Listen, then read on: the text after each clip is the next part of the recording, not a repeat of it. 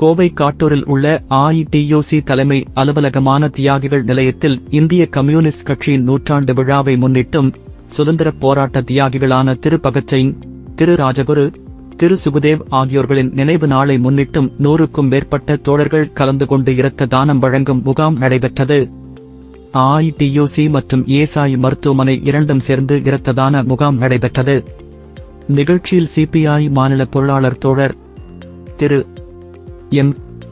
Arumugam, XCA CPI மாவட்ட செயலாளர் திரு C. Sivasamy, DMK மாநகர மாவட்ட செயலாளர் திரு கார்த்திக், KCMA கோவை மாநகராட்சி மேயர் திருமதி ரங்கநாயகி ராமச்சந்திரன் மற்றும் AITUC பொதுச் செயலாளர் திரு கார்த்திக், KCMA கோவை மாநகராட்சி மேயர் திரு சி.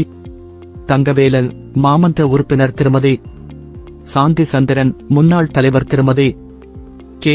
சாரதாமணிகுமார், மயிலம்பட்டி ஊராட்சி சி. ஏ. வேலுச்சாமி, திரு குலசேகரன், திரு அசரப் அலி, சோமசுந்தரம், அபிமன்யு, சிவப்பு சட்டை சுரேஷ், சசிகுமார், சி. மோகன், கே. சி. மூர்த்தி மற்றும் CPI AIYF கரையாம்பாளையம், மயிலம்பட்டி ஊராட்சி கிளை தோழர்களும் கலந்து கொண்டு இரத்த தானம் வழங்கினார்கள்.